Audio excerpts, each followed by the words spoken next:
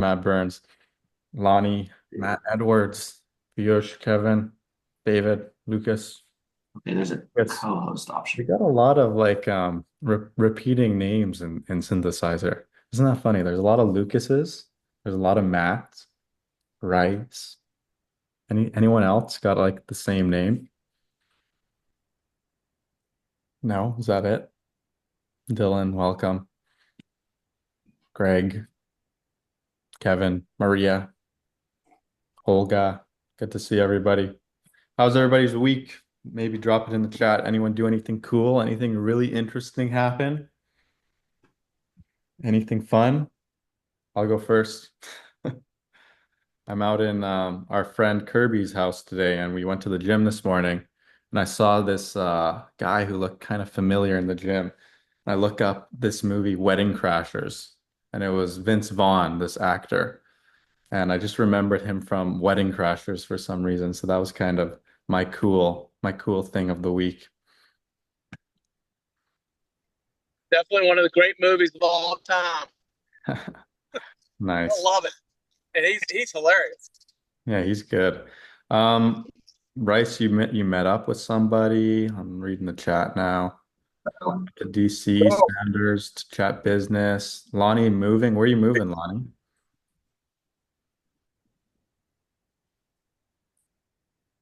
Gonna have to figure out how to unmute yourself. I did it. I did it. I'm moving back home for a bit so I can focus on business, so I don't have to worry about overheads and don't get sucked back into the salary um, seduction. I was trying to think of a good word, but seduction will do. Nice. Nice. That'll be nice to be back Introduction is very important. Oh my God. Hello, Aiden. Hello. home. Hi, everybody. Aiden, I put How the are you, man? instructions in the chat, by the way. It's in Hi. your actual Zoom settings. Matt, I might have turned you into the meeting host. Can you check? You did, and I turned you back. I think as the owner of the event, you need to, we can Thank do you. it later, but Thank you, sir. You're so kind. Well, on today's agenda, we're going to cover a little bit on how to get a client to keep paying you forever. I know a lot of people, we talk about getting clients. We've been focusing on how to get clients, and that's all well and dandy. But if you go through all of that work and you work for months, however long it takes to finally get that client, and you're like, hooray, I did it. And then they have a terrible experience and they stop paying you, you're kind of back at square one. And I'm a firm believer in the idea that even one client can change your life. My first client taught me a lot. My second client taught me a lot. And like one client truly has the power to change your life. I think it's really important that if you do reach that milestone, that ring the bell moment, which you've seen a lot of people have been posting about in the community. We've been getting lots of posts of people saying, got my first client, first sale, first this, first that. Now their work doubles, triples, maybe even 10 times. It becomes even more important because if you get a client and you fail to deliver, you're right back where you started. And nobody wants that. You don't feel good about yourself. You don't want to sell somebody something and then have them not be happy. Part of the synthesizer purpose is having happy customers, having an impact, not just an income. Impact, income, and fun as the pillars. So I think it's really important. And that's what we're going to kind of facilitate discussion around today. And then at the end, if everybody is lucky and behaves himself, and Matt Burns behaves himself, we'll do some networking breakout rooms for everybody to talk and get to know each other and also talk about how they can provide more value and go over everything we've covered in the video. If that sounds good, drop like a win in the chat or something. Let me know that it all is working great. Letting a few more people in. Welcome to the newcomers, Jamie, Piyush. Awesome. All right, I'm going to share my screen and I've learned from my mistake from last time. I'm going to actually share it in presenter view this time. Let me know when you guys can see this. Hit me with a thumbs up. You can see this. Thumbs up. Is that working? Everything working? Cool. I might even, let's see if it worked. There we go. So, topic of the call, how to get a client to pay you forever. How to keep a client. And context, my first client I ever signed churned after 3 weeks. I spent 6 months working, trying to get clients, creating contents, doing everything I could. And I finally closed someone and they churned after 3 weeks. And I thought I was, like some top dog doing so good. And that was a big blow to my ego and also my confidence. And I felt a lot of imposter syndrome in that moment. I asked myself, am I really cut out for this? Maybe I don't deserve to make money online. Maybe I should just go back to my job. And I had all these doubts and thoughts going through my head, and it was really tough because earning that client was that breakthrough moment where I'm like, okay, this is it. I can make it happen. I can replace my full-time income. Everybody who's been talking about it online, it's real. And then this was like bringing me back to reality where I'm like, okay, it's not as easy as people make it seem. But now, after that first loss, now my average high ticket customer retention is over 9 months long, which means if I sign someone once, they pay me 9 times in a row before we end up stop working together.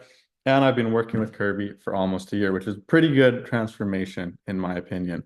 And with a lot of these things, sometimes, retention can be different depending on if you're offering coaching or services, and we can talk more about that later where, an ideal service scenario is somebody never stops paying you if you can keep delivering that service.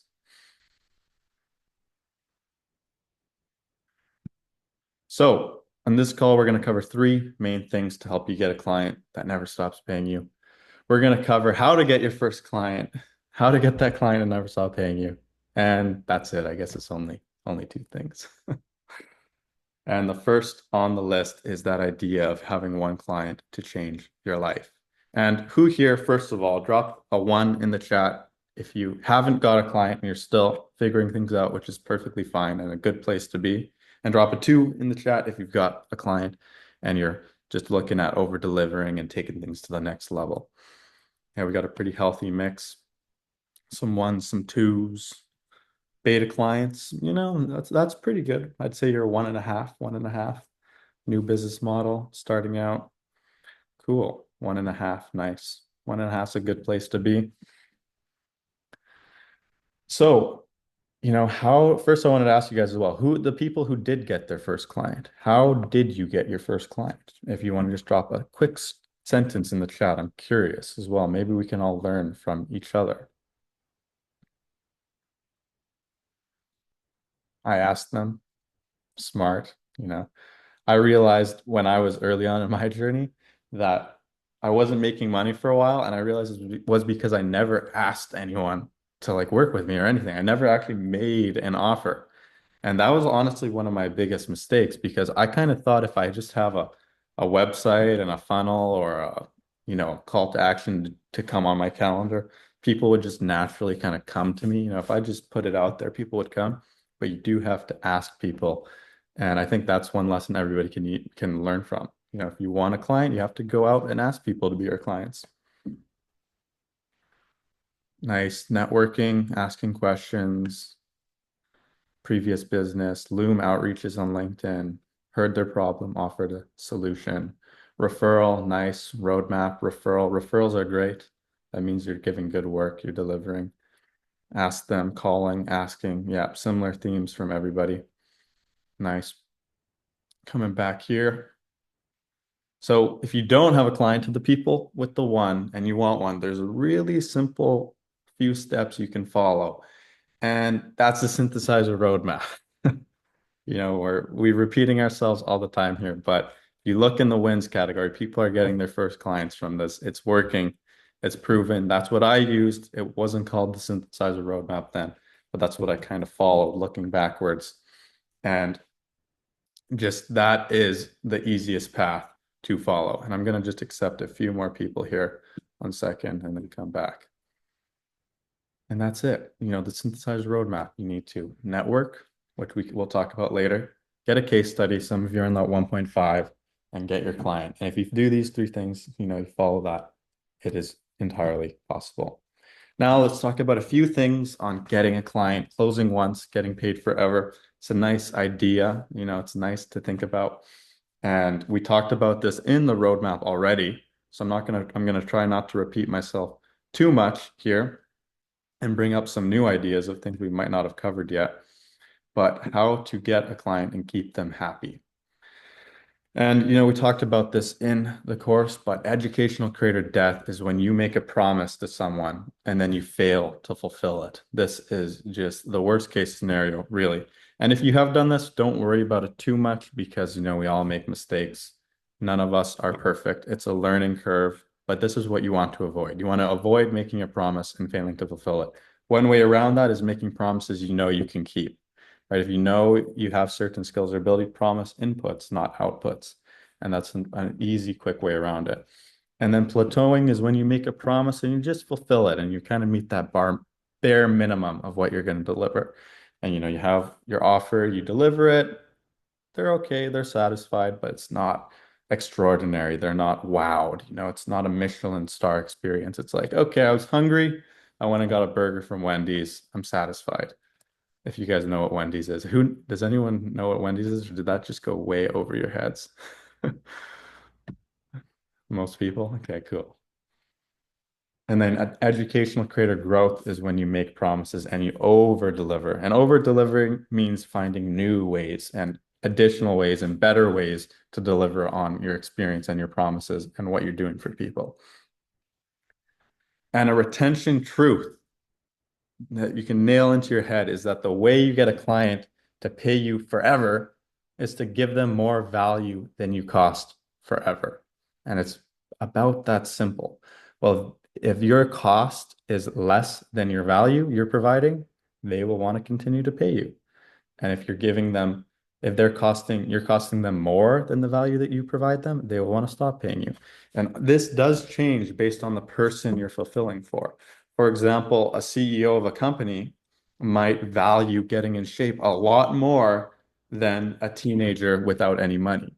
And the CEO might be willing to pay 5-10 grand for that, but the teenager might only be willing to pay 100 for that transformation. So you also got to look at value in terms of who you're providing value to.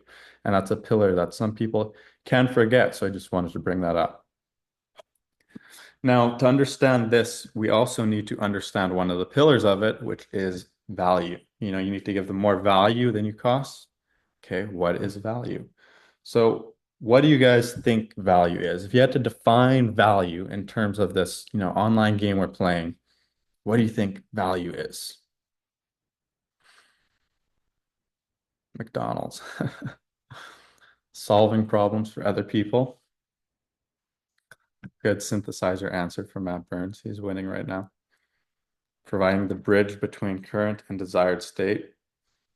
It's another good one. Transformation from A to B. Taking them to a dream outcome. Desired solution to a specified problem. Helping them get to their goals faster. Helping others save time solving their problems. Yeah, time is valuable. How do you measure value of personal growth? It's harder to measure, but you can. Giving them what they want in less time without any pain, sacrifice, generating worthwhile results. Yeah, some good answers here. And I think if we're going to define value, we might as well look to one of the experts on value, Hormozi, and kind of look at his value equation. And now this value equation is kind of tailored for offers, right? And I see a lot of you guys hit these things. A lot of you guys said, hit the dream outcome, the effort and sacrifice, the time delay. And this kind of hits those pillars. Now, the problem here is that most people take this and apply it to their offer, and they create an offer that has all these value stacked pillars and looks really sexy and it's good. And then they present it and they close a client like we've been working on together.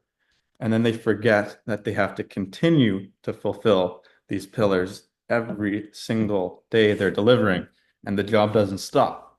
So just because you promise someone their dream outcome doesn't mean you will get them their dream outcome. Just because you say there will be a low time delay, or you say it'll take 90 days or whatever, doesn't mean it will, right? Just because you say there'll be, or you make it seem like there's less effort and sacrifice, doesn't mean it will. So now we kind of need to think about how can we apply this value equation to our work and to what we're doing for clients instead of just what we're offering for clients. And how can we make what we're giving them more valuable? And we'll talk about this a little more here. So in terms of the dream outcome, you need to continue to help push them towards their dream outcome. And this means, you make the promise and then you keep working them there step by step. And it doesn't mean you have to help them reach their dream outcome immediately or whatever, but you're helping them get there. And if they see the wins and they see the progress, let's say they lose 1 pound, 2 pounds, 3 pounds, maybe their jeans start to fit better. That is progress. And that feeling of progress is one of the biggest retention tips. And funny enough, I was listening to a podcast from Brandon Sanderson, one of my favorite authors, and he was speaking with Tim Ferriss. And they're speaking in terms of what makes a book a page turner. What makes someone open a book and keep reading until it's done and just eat it up. Oh, there we go. Dylan got the Brandon Sanderson book right there. And that is retention in terms of books, right? So if we're looking to learn and apply things to our business when we're consuming, we can always look at what is working on us. So I'm like, when I read a Brandon Sanderson book, I find it hard to put it down. And sometimes I'll just rip through them in a week because I can't think of anything else until I'm done it. So I'm like, why does that happen to me? Why do I just retain in this book and not want to stop? And that's because there's a sense of progress. You're progressing towards something and you want to reach that end result of the progression. You're starting the hike. You don't want to stop the hike until you reach the viewpoint. So if you're progressing people forward and continuing to get them wins, they're feeling that sense of progression. They're tying that into you and they're going to want to keep progressing. And now some people think, what about once I get them their dream outcome, then they're gone, right? Then they're churned, they're done, and they're gone. And in some cases, that can be okay. Some of my clients that I've worked with, sometimes you get them to a point and then they don't need your help anymore. And that's okay. But it's oftentimes not the case. In the majority of cases, it's not the case. Because when you solve someone's problem and help them reach a new desired situation, there's new problems and new desired situations. You bring them to the top of that mountain, and then they look across the valley and they see another mountain over there and they think, oh, that would be fun to climb. Or they see a lake over here. They're like, oh, it'd be great at the end of climbing a mountain, a swim in a lake to cool off. Or in Brandon Sanderson's book, you finish the book and then there's a sequel and then a sequel and there's new events and new characters. So there's always new problems to solve. And if you think anyone has no problems, you're lying to yourself. Everybody has problems. Everyone has new problems. And I saw a great comment here by Prakash that if you can't solve that new problem, you can still solve it by providing a solution in terms of an affiliate or something like that. So let's say you do help them reach the desired situation, then your next step could be simply referring them or somewhere else. And that is one of the big principles of business. If you can get someone to one state, they're going to want to pay you to get somewhere else.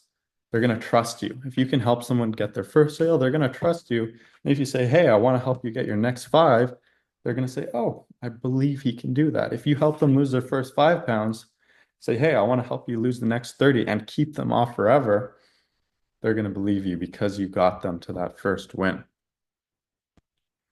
Now, another thing to keep in mind in this idea of the dream outcome is that you need to remind them of it, because if people are forgetful. And you probably, if you had a transformation in your life, let's say you used to be overweight or skinny or broke, and then you had that transformation where now you're making money online, or you lost weight or gained strength. Like for me, I went from having, no clients to being full-time online. Now you almost forget that sometimes of where you used to be, and you almost stop to appreciate that transformation you went through, and you're focused on your new current problems so much that you forget and are less grateful for where you came from. So another thing to do is just remind them, deliver them quick wins and reinforce those wins. So if you're a coach and they reach a breaking point, or they overcome procrastination and they do 4 hours of deep work in a day, or they overcome their addiction for a week or whatever you get them to, or they get their first client, you congratulate them. You say, wow, Dylan, your biceps are looking huge today, like, congrats, man. You're looking so much bigger. You're lifting those weights way easier this week. And Dylan will think, oh man, you're right. It's feeling easier. I'm enjoying it more. It's just awesome. I love it. And if you're doing a service, let's say you're writing tweets for them and you tweet performs better than average. Their account wasn't performing before you were working with them. It sucked. And then their first tweet or their first YouTube video kind of breaks out. You screenshot it and you send it to them and say, wow, look how well this video did. Wow, look at this new client we got. Wow, look at how well this is going. Wow, look how active the community is. Wow, look how many members we're growing each month. Like we're crushing it. Let's go. Let's keep up the momentum. We can do better. And keeping them also future pacing to the next thing where it's like, wow, we're doing good, but we can do more. We can do better. And reminding them of what they've achieved with you so you can keep working towards that next thing. And that has been really crucial for me in my experience, because when I was working with clients with services, and let's say we got a new sale, I'd send it to them and be like, hey, look who just joined the program. Let's welcome Matt Burns in. Let's go. That's awesome. He's going to get great results. We're happy. And we remember it. And if it's services, I send them a photo of the work we're doing. And I say, hey, look how awesome this video performed or whatever it is. So I think everybody can kind of benefit from reminding themselves and reminding their clients of the progress they're making. And sometimes it's almost like you're thinking of that big dream outcome so much that the progress feels little and you almost don't know if it's worth recognizing. But celebrate each small win. They're all worth celebrating. Getting a beta client is worth celebrating. Getting your first clients worth celebrating. Meeting someone cool is worth celebrating. And also share it in the community because we all like to celebrate together. I think that's another pillar that is just awesome. Moving on. The day you stop helping the client get what they want is the day they stop paying you. And that's another kind of simple truth. If you're not giving to them, they're not going to want to give to you. It's give and you shall receive. It's not take, right? That's what we're doing here as synthesizers. And in terms of perceived likelihood of achievement, I'd say this pillar is more for the offer than the value of what you're doing itself. And if you deliver results, nothing else matters.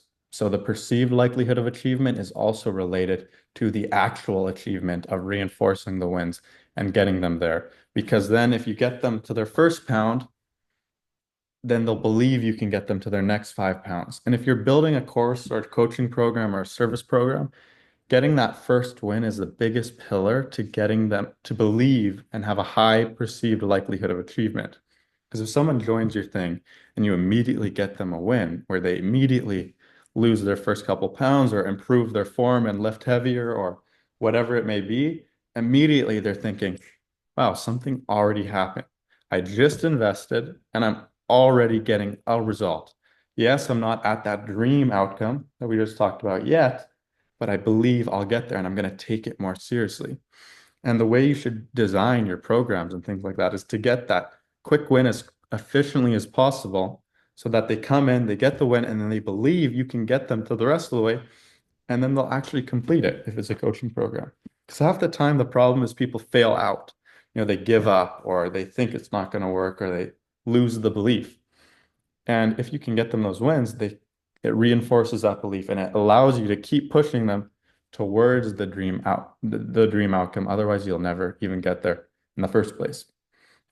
And then in terms of time delay, it's about delivering results as efficiently as possible. And I used efficiently because speed can be misconstrued where it's like, if I deliver it fast, it's better.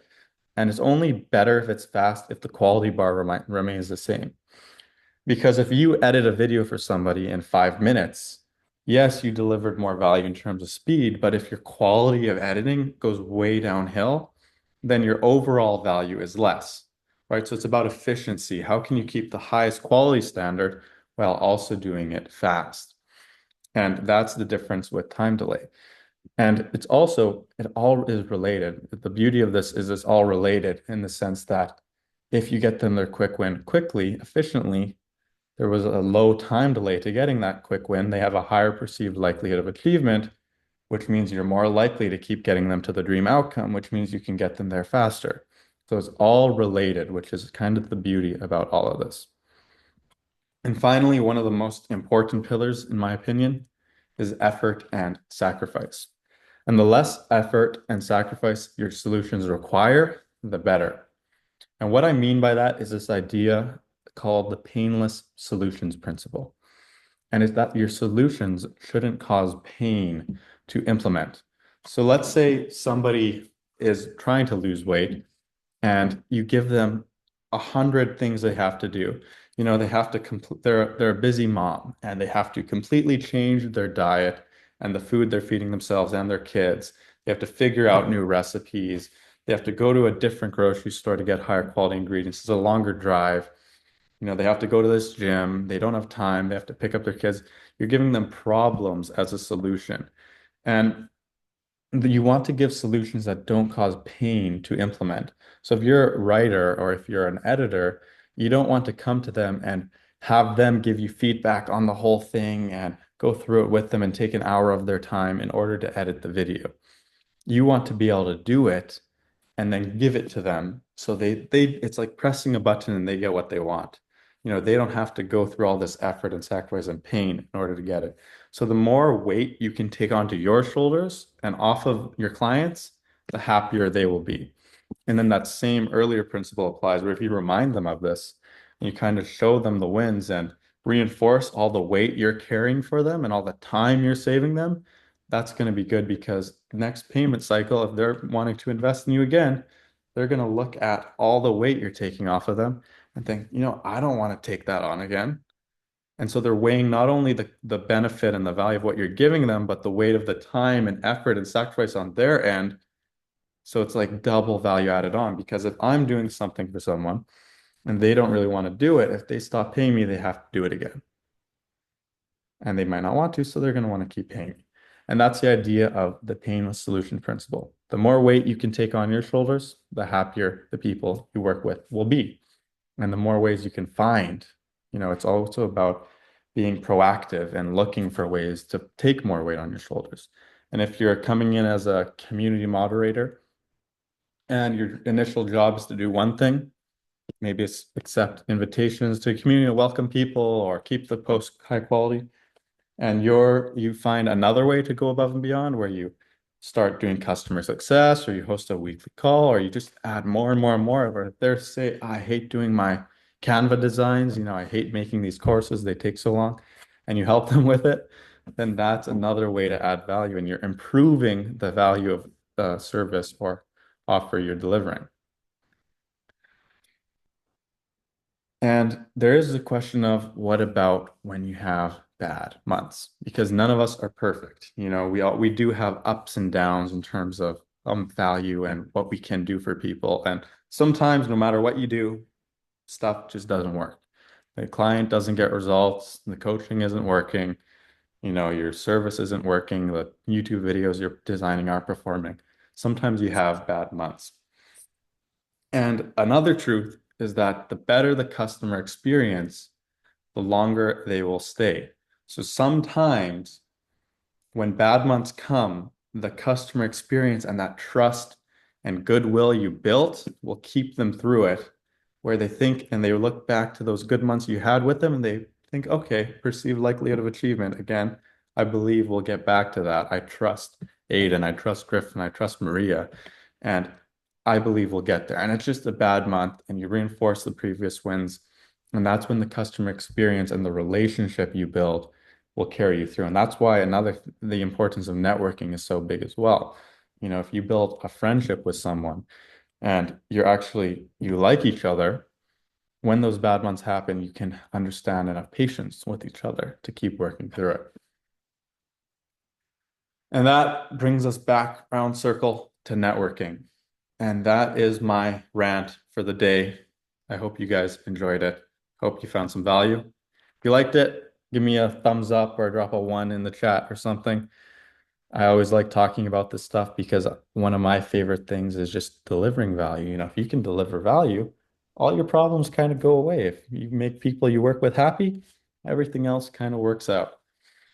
I hope that was fun. I hope you took a few nuggets from it. I'll get the recording up. And I wanted to ask, you know, since networking is such a valuable pillar, would it be helpful to you guys if we split up some breakout rooms now and we use the last 30 minutes to network, make relationships, find ways to have value, and talk about everything we just discussed. Would that be valuable to you guys? One thumbs up, hearts. John's giving me the hearts. Nice. Awesome. I will set up some breakout rooms. Oh, actually, I also have some questions that we can talk about if you guys need something to talk about, because I found it gives a little structure. So when you get into these breakout rooms, you're going to meet new people. If you haven't met anyone before, maybe you've met them already in the community or in other breakout rooms or things like that.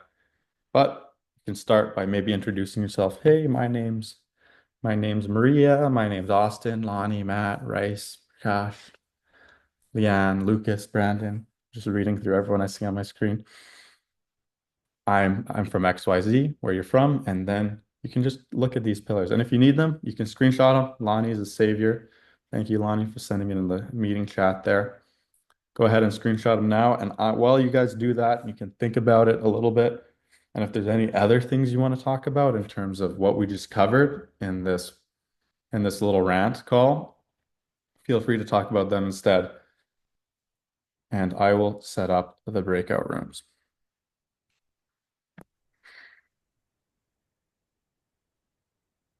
If you have to bounce, no problem. Thanks for being here. Please leave now so I don't assign you to a breakout room. Get out.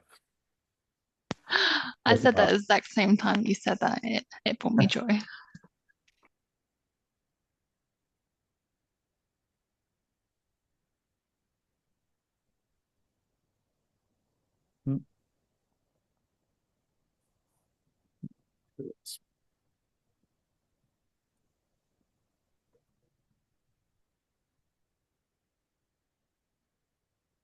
Hmm.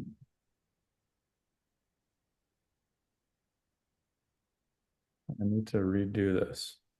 Add room. What are the breakout rooms? Like, how does it work? Will we be one-on-one, or is it like a small group? It'll be small group format. And I kind of messed it up here by setting one breakout room, and I'm trying to fix it. Recreate. Man, how many people do we have left in here? Like 40 or so? 42? I'll do like 6 breakout rooms. That should be good. Lonnie made a good point in the chat, which is Will the summer. rooms be based on I'll do some 5. kind of topics, or will they be randomized? They will be randomized. Awesome. Open all rooms. If you guys do you guys see a little request to join, accept join? Click Yes. that, hop in a breaker room. I'm gonna randomly join every room and talk to you guys as well. Go hop in there. I'll see you guys in there and have fun. Enjoy.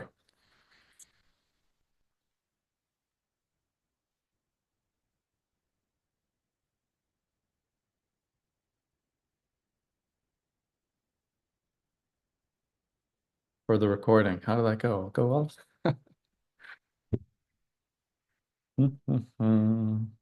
Stop sharing.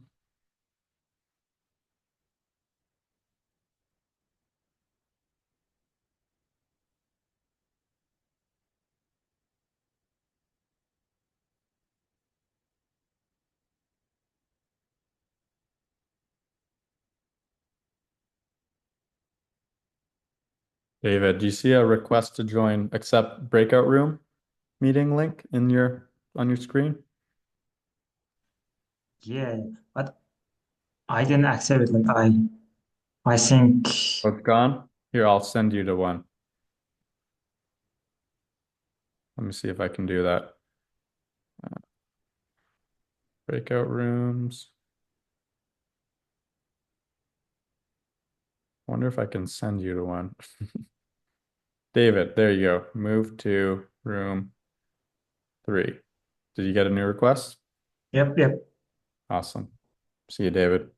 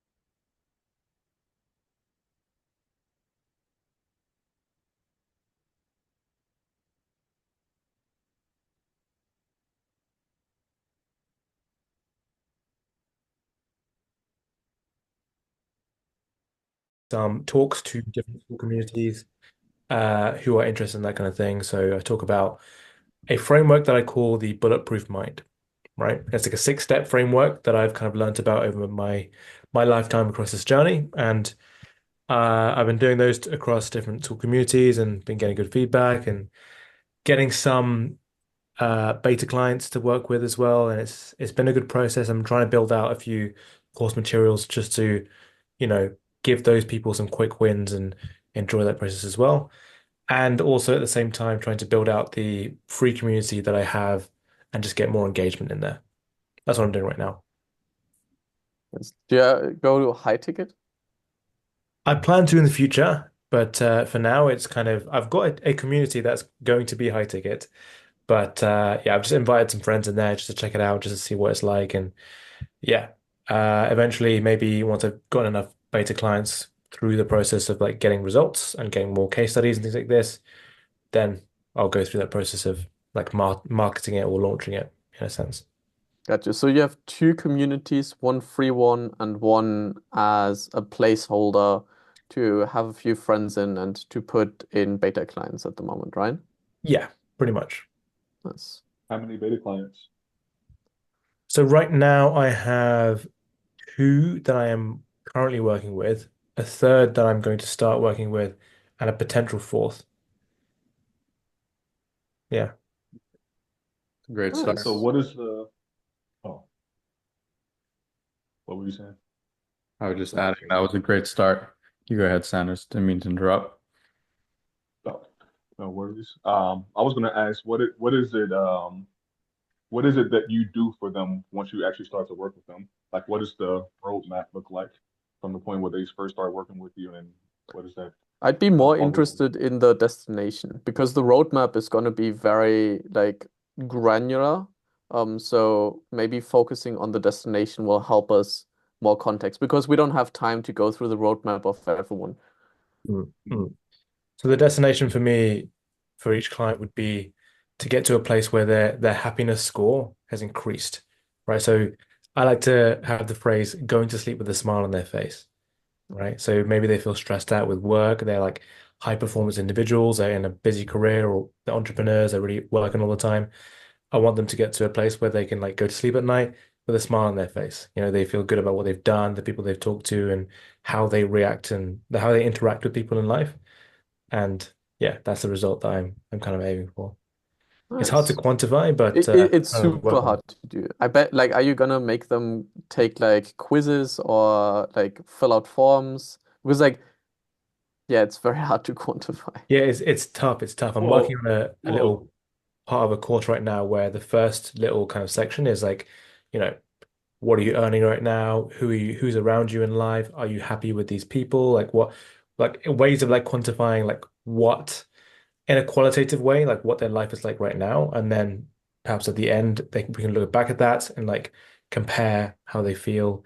And I want to find some kind of way of making it quantifiable, like making some kind of spreadsheet or something. Not sure. Maybe I can build a survey or something like that. But yeah, it's difficult. Um, I know that in the medical space, you know how doctors, I'm not sure if this is done everywhere, but doctors ask on a scale of 1 to 10, how is your pain? Because Mm. in nature, pain is not quantifiable.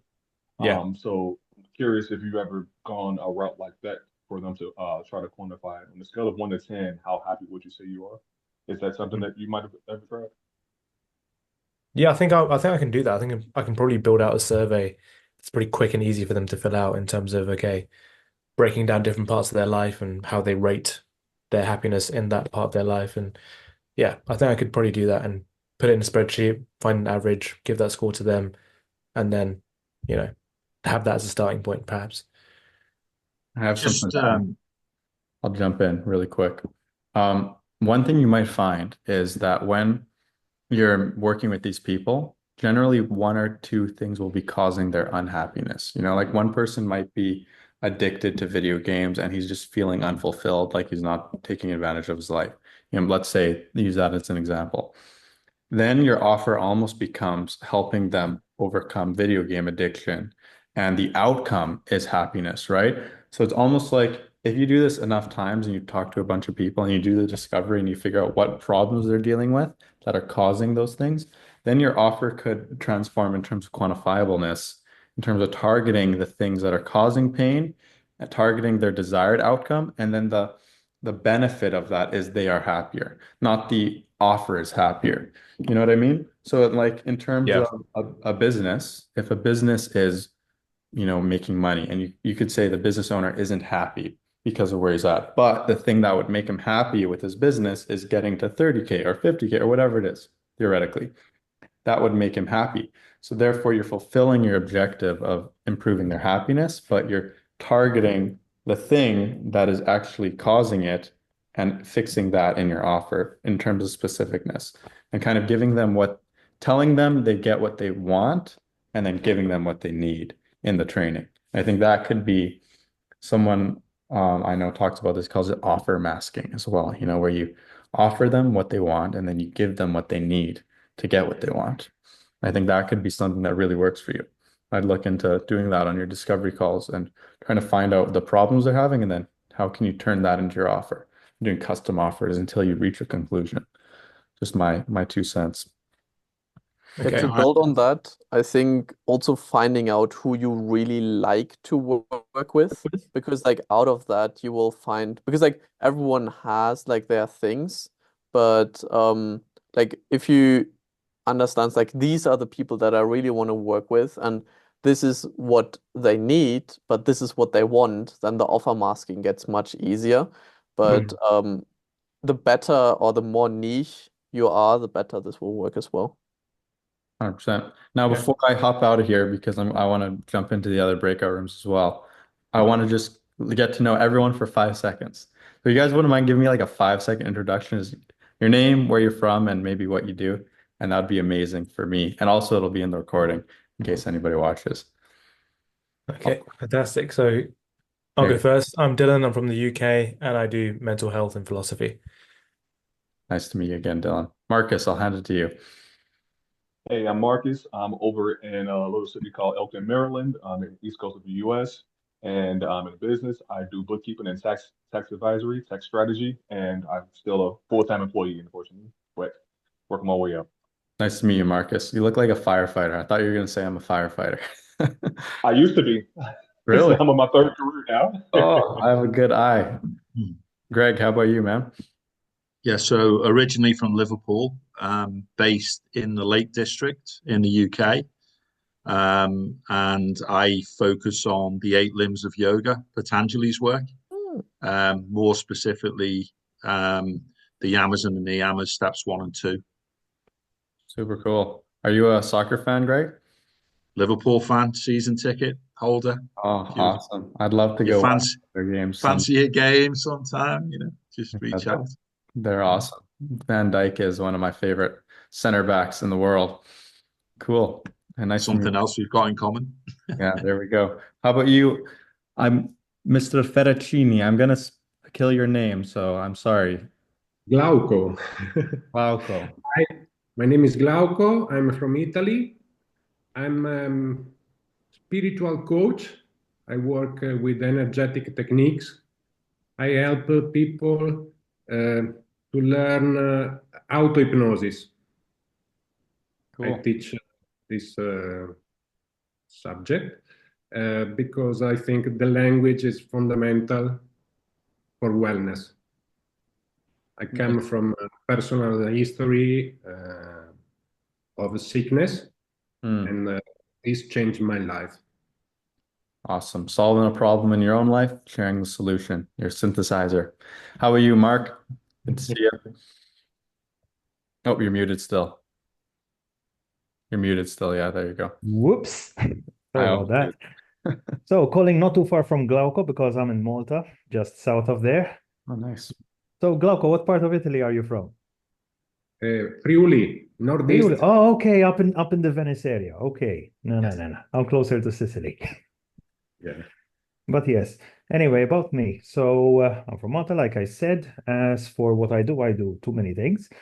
I've been in education for the last 25 years, been teaching since I was 15. I'm also an engineer, copywriter, and a polyglot. And a Man, casual gamer. Mr. Do It All. Nice. Mr. Do Too Much, I would say. Yeah.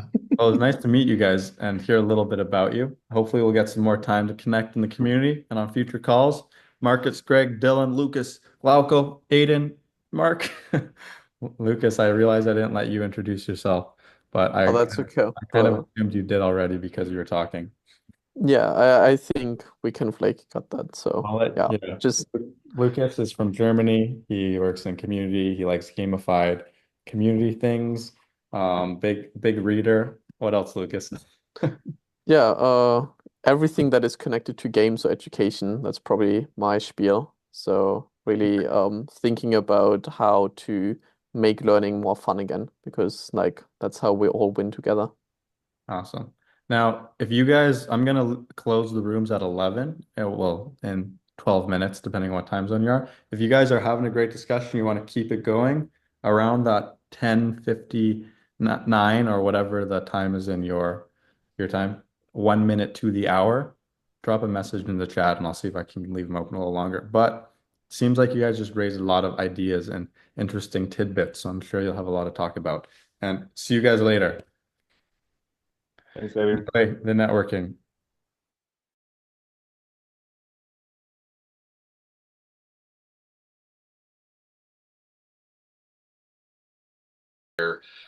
Some of the stories that we wrote during the workshop, and then we can, made copies for everybody to read. Some of the stories had to be written under a fake name.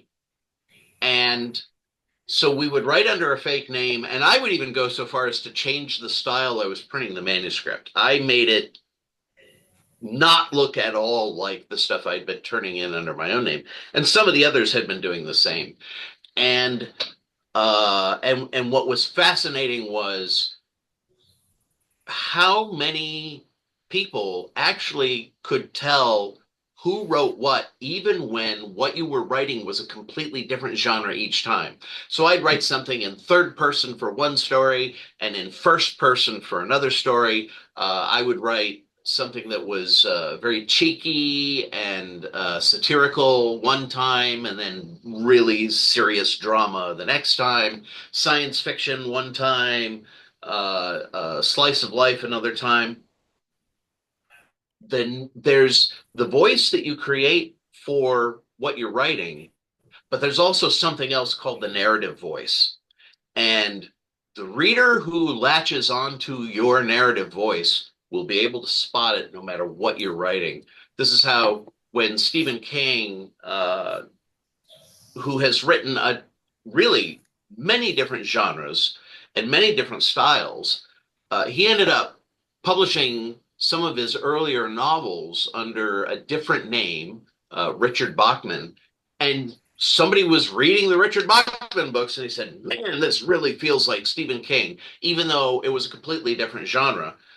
And he looked up the copyright information and was able to figure out it was Stephen King, and then blew that wide open. So anyway, to get to your point, there's something to be said for the narrative voice, and it ties back to the uniqueness of you. Very And well. Aiden has joined us. I'm sorry, I didn't mean to cut you off. Very well said. I just recently learned that putting a human touch to the AI-made content is very useful, and I actually went back and changed all my 3 posts. I got a few recommendations from Ryan Duncan. He's also part of school, and he created a GPT in which I put in the prompt and it gave me an exact answer, and I just copy pasted the exact, because at that time I found it's looking wonderful. But then he pointed out a few items how to give it a human touch, just so that, because this is big, and AI writing is, yes, helpful. It's making us help write faster. But what I have noticed is, and what I've realized is that putting a little human touch is always good, not just copying the entire thing and pasting it as it is. I think it really does help you to connect. with the person on the other side. I mentioned how I've started experimenting with ChatGPT. It's amazingly useful to say, "Hey, take what I've written and then just help me to put it on a diet. Let's reduce it by a little bit." And it's fascinating how you can do that. But I also find it interesting while the writing is good, how it sort of loses a little bit of that personal touch.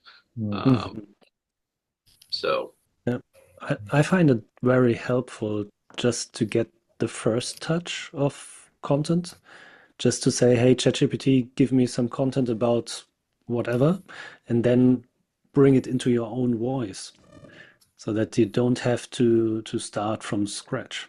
That's pretty helpful. Yeah. I've actually noticed one really good copywriter who I know who's like one of my favorites. He had this thing on how he uses AI, and I started incorporating it a little bit in my writing, just barely. I'm just touching it. But his idea is basically, like you guys mentioned, AI is really good at organizing and simplifying. It's not really good at the creative expression, human-like speech patterns where it's kind of regimented in terms of structure and how it creates things. So his process, which I adapted, is you write your first thing. So you're writing a post or a VSL, like video sales letter or whatever, or a YouTube script or a book. Write the first bit, and then you get your creativity out, and then you hit it with a prompt. And I've been using a voice feature where I have this voice to text plugin so I could just speak, and then I don't have to type, and then I can just kind of speak what I want. And then I can say something like, if I'm writing copywriting specifically for this purpose of this example, I would like you, ChatGPT, to continue where I left off, and as if you were a legendary copywriter, let's say Frank Kern, because he's in school. And I want you to continue writing this and developing the idea in the form of the AIDA framework, where it's attention, interest, desire, AIDA. What was the last one? ACT, maybe? I can't remember. Something me.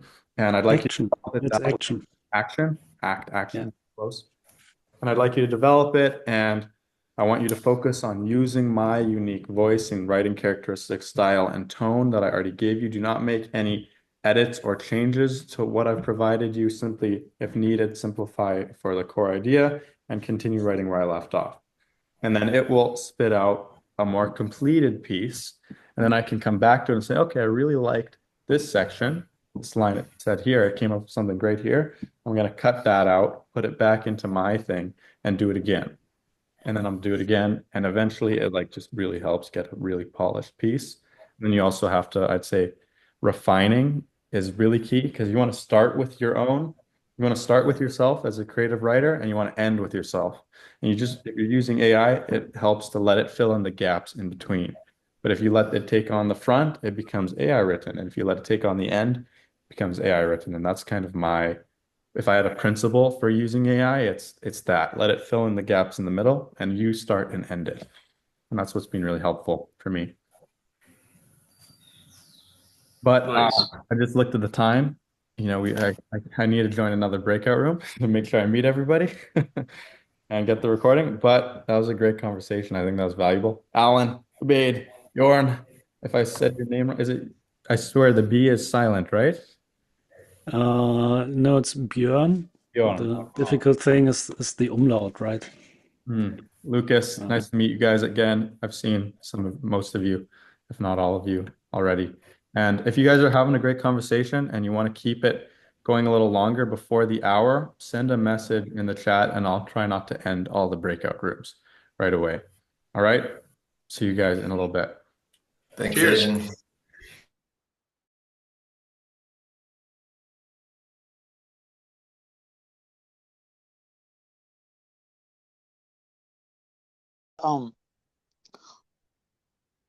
Yeah. So the thing is, Welcome to the party, Aiden. yeah. Hey, Aiden. Hi, guys. So Dropping in.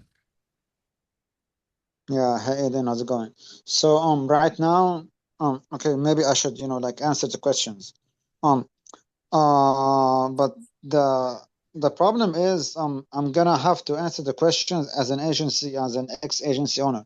because as you know, like what I'm doing right now is kind of it's kind of a bit difficult because you know, like I'm still like formulating the product. So how I got my first client, I got it, like he reached out to me because like, I used to have a good personal brand for myself in marketing. If no, yeah. What I do deliver, I already said that. What phase of the roadmap is, um, I think like the like the face of the roadmap right now is like, I mean, like Aiden, I think said, I'm both in the like offer creation and the networking phase because like I'm not just doing like agency stuff. I'm a connector. I like connecting people as well. So I mean, if I know someone that needs the service, and if I do, or if I can, like fill that service, or I know someone that can, I would definitely, like connect people together. So that's part of it. Cool. I don't want you to interrupt. I just want to add in here. Good to see you guys all. First of all, Fabian, Prakash, Rice, Likewise, man. Ian, and David. We are about to hit the limit. The 11 o'clock Pacific time. Are you guys wanting to keep this going another extra 5-10 minutes, or about ready to wrap it up? How are you guys feeling about everything? I could use, like a few minutes, like because like I said, I've been, like struggling a bit with the offer creation with my new offer, like with the LinkedIn, ghostwriting and that kind of thing. So I think my problem is, like psychological because of imposter syndrome and like fear of perfection. So that's it. Gotcha. Yeah, I hear you. Those things can be tough, and it's hard when you have a lot of businesses starting out. But that said, what might be helpful is, if you keep the networking focus here, and then instead of just trying to solve the problem, you might learn from what everybody else is doing and what they're saying and be able to apply it to your own life. That's always been helpful for me. True. And yeah, I'm gonna pop out of here. I want to check in on one last group, see, because we're right around the time. I might pop back if I have time. But Fabian, Prakash, Rice, Ian, good to see you again. Salam, David. It's nice to see you guys face to face. And I'll probably be ending the call in about 5 minutes as a rough ending. Sound good?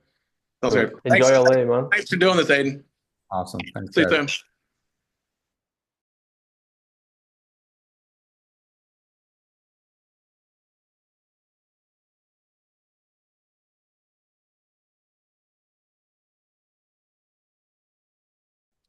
So being on Reddit has been really, really good. What's up, dude? Are we the last ones? Are we all that's left? Second last. Yeah, we were like 4 people in the call. Everyone just phantom note takers of the call to other calls like this as well. Oh, yeah. Sorry, Matt, even though he was actually in something very interesting. Yeah, You're good, man. interrupt you. Didn't mean to interrupt. Is Christina here, or is she just listening? Yeah, I'm here. She's here. Yeah. Oh, she thought. Nice. Yeah, I saw Matt, John, Kevin. I saw you guys in here, and I'm like, I saw your faces in the call. You guys were chatting. I'm like, I feel safe leaving them. I feel like they're gonna have a good conversation. I went from group Nice. 5 up. But yeah, we were nearing the time, so I wanted to check in and make sure everything was going. And I'll probably, if it works for you guys, I'll probably end it in around 3 minutes. If you guys want to keep chatting, you can feel free to do that. I just don't want to take up too much of everybody's time. All good. Yeah, Christina, Awesome. I didn't want to speak over you. Did you have any thoughts, questions, anything that you wanted to add? No, just wanted to say hi to Andrew. Hey, Adrian. Hi, nice to meet you. I've been getting that I look like Andrew a lot, so easy to mix us up. Sorry. All good. But yeah, so Kevin, John, give me like a 5 second rundown. Christina, give me a 5 second overview. What's your name, where you're located, and what you're working on since the recording's popping around too, it'll be cool for people to watch. And then Matt will hit you last. Kevin first. You're on my top screen. Okay. Kevin here in Oregon, about 60% through the synthesizer roadmap.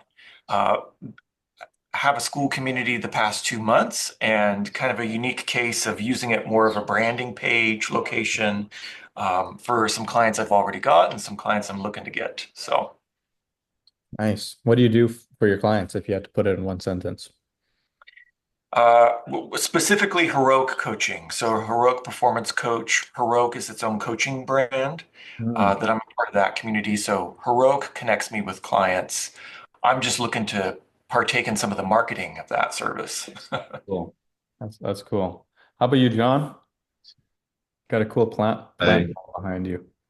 Yes, very cool one. So I was a very addicted guy. I was down bad, and then I discovered about self-improvement. I discovered about it like when I was 17. Today I'm 24, but the self-improvement I start taking it very seriously in the last 2 years, and now I'm out of the rut, and now I want to help other men do the same. So I started a personal brand of my own, basically on YouTube, growing out my YouTube channel and trying to get that first client, I'm as well, I can say 60% on the synthesizer because I'm on the part of the get a client. So I don't want to continue until I get one, right? Does that make sense? That makes sense. That makes sense. I hear you. Good. You have a great voice, by the way. Very deep speaking voice. Should record some self-improvement videos yourself. Hell yeah. Thanks, man. Yes. Aiden said I have lots of words. Let's go. Yeah, I was always insecure about my voice growing up. I had a bad lisp when I was younger. You probably catch it every now and then when I'm speaking. But yeah, so it took me a while to get even able to speak publicly. But yeah, Christina. Me too, actually, Yeah, okay. Yeah, Christina. I didn't want to interrupt you. Hi, so I'm originally from Hungary. Maybe you can see the name and the accent.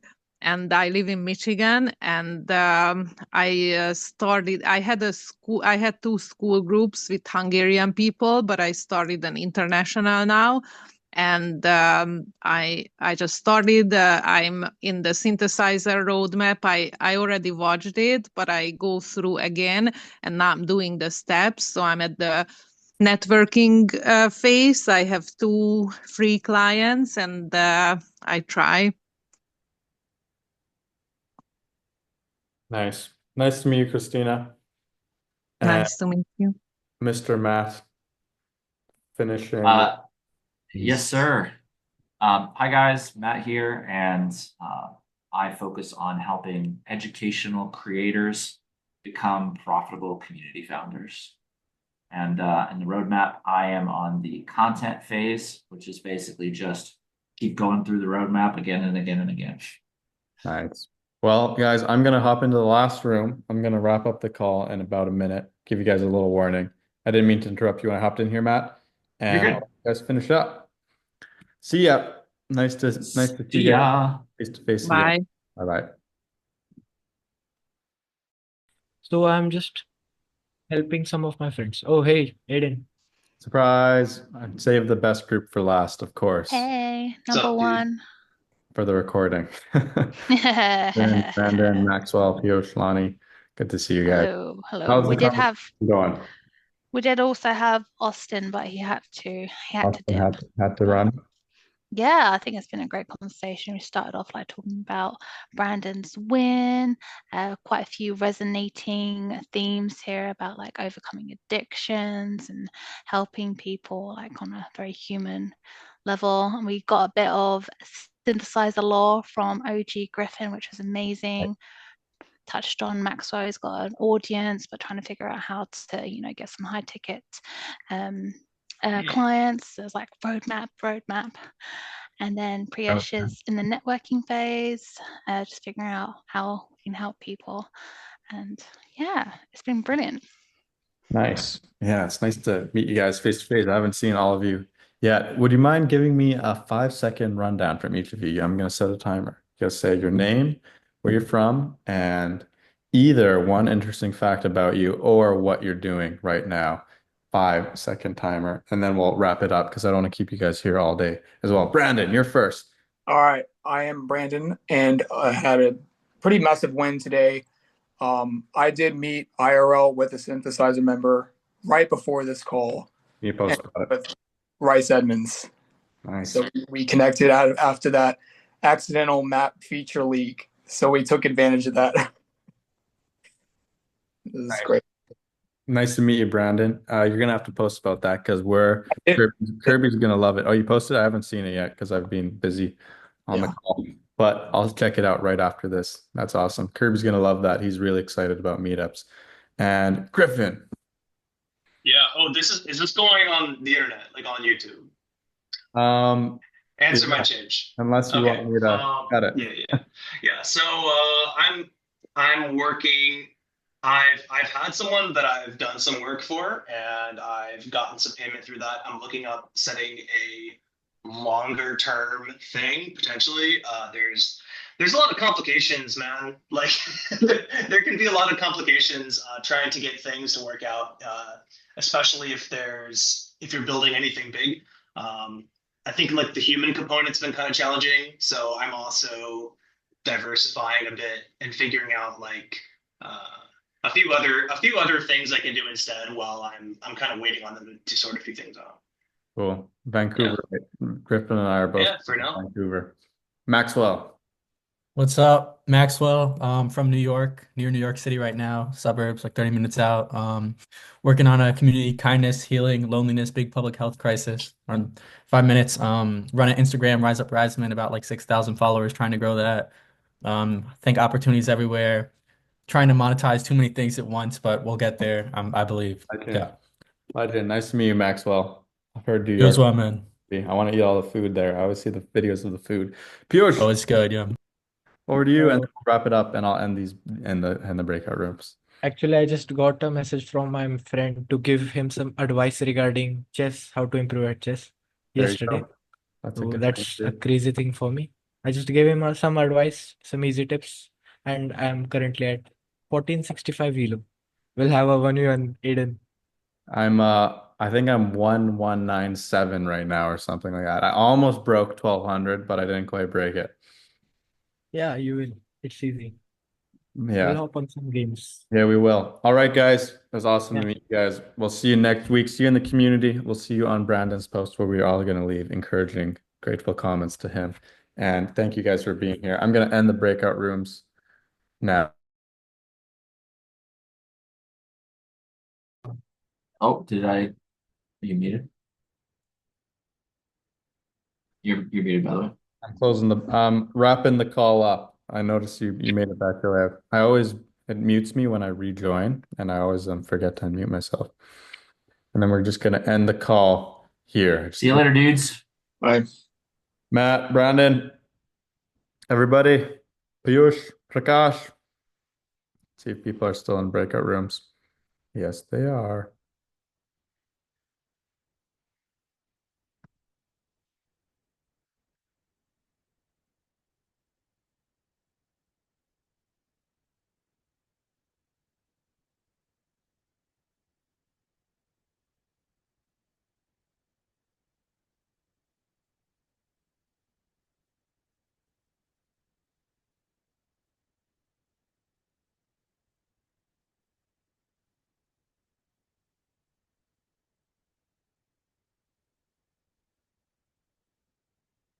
All right, everybody. Thanks for being here today. Did you guys enjoy the call? If you did, give me a thumbs up. Awesome. Epic. Makes me feel good, like it's worthwhile. We'll keep doing it. We got some fireworks. And I will see you guys on the call next week and also in the community. Thanks for being here. Happy Monday. And go do the work this week. Let's go. Bye, everybody. Always. Crush it. Peace.